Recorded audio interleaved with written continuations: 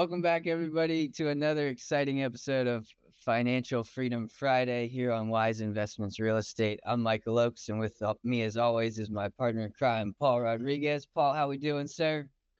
Good. I'm excited to get into this one with Ali. This is one of our best friends, so really excited to dig into his life. Exactly. Yeah, we're just going to hop right into it. This is Ali. He's another Owners Club member, friend of ours. He's been making some pretty big waves down there in Texas, Memphis, even Massachusetts, where he's from. And he's also, just so everybody knows, a huge FC Barcelona fan. Ali, welcome to the show, my friend.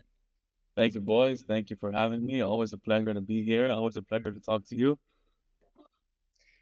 Well, we're just gonna kick it right off with your favorite team. Let's get into it. You're a FC Barcelona guy. Does that make you a huge Messi fan, my friend?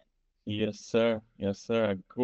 I watched my first game when I was 3 years old because my dad was watching the game, and uh, I just I just fell in love with football because of that first game. And I watched Ronaldinho, which was a previous Barcelona legend before Messi, and then Messi, a couple years later, and I was like, this guy is just unreal. It's just unreal. And he was like, I don't know, 5 or 6 years younger than me right now. So he was like 17, 18, dribbling past the prime defenders in Europe, legends of the game, and just walking, cruising and dribbling and scoring. So yeah, fell in love with the game, fell in love with that team, and fell in love with that guy. So yeah, big Like message for I'm a sure. big FC Barcelona guy myself. That's who I always am on FIFA, so I don't blame you one bit. Yep, I've always liked you, Michael.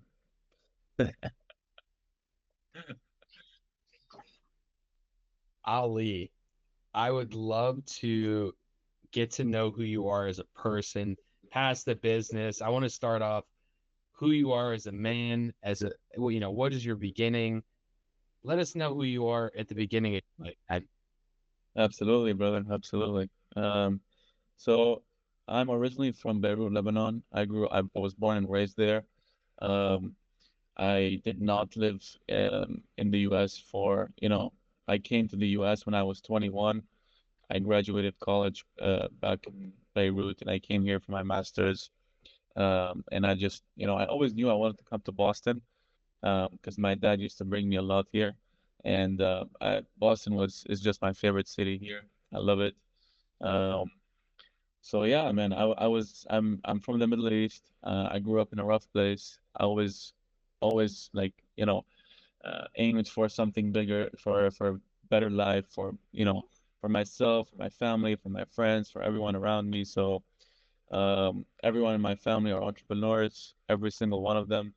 It starts from the top. My grandfather he was a homeless guy and then became the mayor of our village where we're from back in the South. And so everything we have is built from scratch. Nothing was given to us. So I have to fill in these shoes, so I can't let them down. You know what I mean? So entrepreneur is my blood. That's all I know. Ever since I was a kid, I always was fascinated with architecture, with like, good, a nice old homes, the way they're built, the way structures, the all of that stuff. So real estate was kind of my, go-to. Basically, I knew I wanted to get into real estate, is what I'm trying to say. And having my background in finance kind of grouped that together, so it was kind of perfect for me.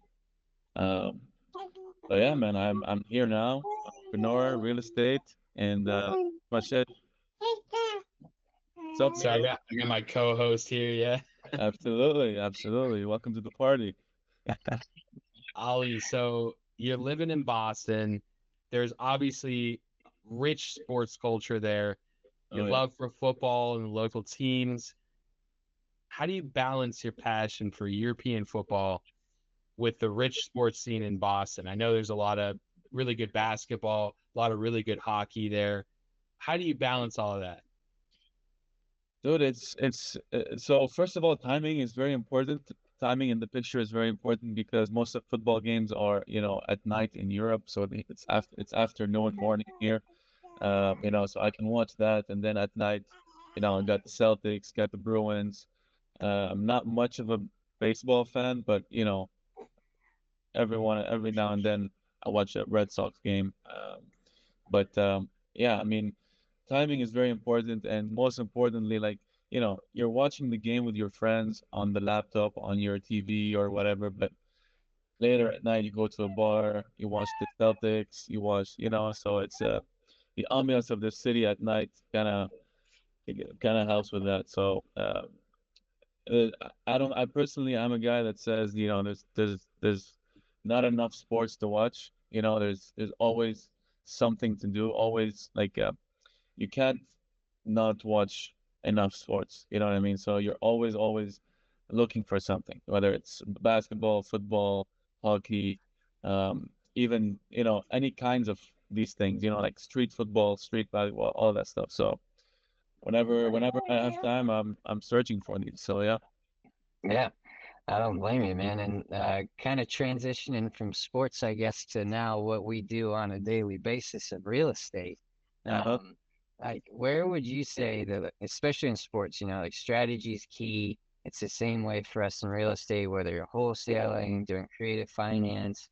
Tell us a little bit of like how you started in wholesale and real estate, and obviously now you're in Sub Two Owners Club. Just tell us a little bit about your real estate story. Yeah, absolutely, man. Absolutely. I was when I finished my master's here in finance. I studied in Boston College, go Eagles.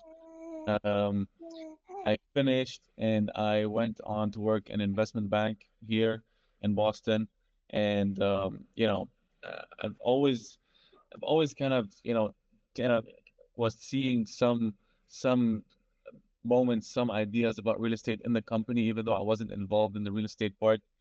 But they were talking big numbers, commercial real estate, and I always wanted to get into this. It kind of made me, even more interested. So uh, I wasn't, I'm not the 9 to 5 guy. I don't like that, So I was searching for the fastest way possible to get into real estate without without having the need to make an investment. You're taught as a kid that you need money to get into real estate, right? But we learned from Pace and we learned from Jamil that that's not true. So when I found wholesaling, like 3 months into the job, I was like, that's it. I I literally quit my job on Friday. I quit my actually on Thursday. I gave my 2 weeks notice on Thursday, and Friday I was out the door. And Saturday morning I bought the Astro flipping course, and I was like, that's it, going all in. I have no money, I have nothing. That's it. I'm going all in. There's nothing to lose. So um, yeah, I mean, wholesaling is what made me fall in love with the idea of, quitting everything and going all in, because wholesaling was the perfect storm. Like, you're in the middle of everything, you're learning everything, you know everything, and you don't need money to start, and you make a lot of money, so um uh, it's kind of the perfect storm. And Jamil was the last person that I saw, um, actually talk wholesaling in a good way, in a smart way, because I've watched Jerry Norton on Flipping Mastery on YouTube. I've watched his free videos like 2 years before I started, but I was like, this is too good to be true. Come on, this is impossible. Like, how is this actually true? And I started to get into more than that, and then started seeing his ads on Instagram, and then seeing this pop up and this pop up and this guy talk about this, and I was like, that's it. I need to learn more. I'm hooked. So I found Jamil, and that's it. After that, it's history. But you mentioned something about sports, and I want to talk about that. You mentioned the transition for sports and how you know the being a sports person and a team player, helps in this business. Real estate is about relationships, right? And this business is relationships, and that's it. It's your network. It's not what you know, and it's not who you know. It's who knows you, right? So uh, sports is kind of the same thing. You have to be a team player. You have to learn to work with people. Um, you're part of a bigger thing, something bigger than you. So, and that's the mindset that I took to get into this. I know obviously joined a lot of communities and, Owners Club, Astro, Sub 2 now, like from 2 weeks ago. So um, the power of community is unmatched, so I was always looking for that team, you know what I mean? So um, that's my take on it. I definitely think that the background of having of being part of a team, playing and watching builds that mindset into you, resilience, fight for everything you want. You know what I mean? So um, I definitely think that that helped. For sure. I love that, man. Yeah, I think incorporating that teamwork or like that, kind of like we succeed together and we fail together. That mentality of like Exactly. ownership and everything you do as a team is awesome. That's how you breed amazing, amazing people inside the industry. So I love to hear that, man. Absolutely, man. Absolutely. There's nothing like having a good team, right? Exactly. Ugh. Ali, somebody's just starting out. They want to take the same jump you did. They want to quit their job, or maybe they want to do this on the side and they want to get into wholesale. They want to wholesale real estate and it can seem daunting. What's some advice you would give somebody who's just starting out, that's trying to break into this field? What's the first step they should take? So the first step I would say that's the first step I would take if I would as I was if I was restarting everything. You have to build your mind. You have to be ready for something that's, you're gonna face rejection. It's gonna be hard. It's not gonna be easy. It's gonna be roller coaster of emotions. You're gonna go through a lot of stuff. And wholesaling is not an easy business, and I would argue it's one of the hardest things you can get into real estate. Because you're dealing with so much crap that it's unbearable for most people. So you have to build that mindset, you know, and that you have to have discipline. So I would start with, cultivating and like preparing your mind for that sort of business and environment. Second, I would definitely watch any Jerry Norton videos, whatever time you have, spend some time watching Jerry Norton. This guy explains it like nobody else. And they're free. They're on YouTube, literally. He has thousands of videos on YouTube. It's one of the biggest channels on YouTube for wholesaling, and he does stuff live. He calls people, he searches for stuff live, and you can learn a lot from these videos.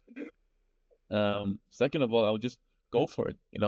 Um, you find a house, just give them a call, whatever it is. Just e- even though you know that you're not gonna get the house, most likely, but you're just having a conversation, you're just getting a feel, and it's part of that process of getting past the rejection. Because Jerry Norton has this phrase: the more offers you make, the more money you'll make. So you have to get used to making calls, cold calling people, talking to people, getting rejected. I've gotten some sellers I've cursed my family, but it's just how it is. It's how it is, part of the process. So there's good days and bad days. So yeah, you're not gonna see the good days before you get to the bad days. So I would say Absolutely. that's pretty much how I would do it, because soon enough it will come, you know. Yeah, every no is that much closer to a yes, right? That's what it's all about. Exactly.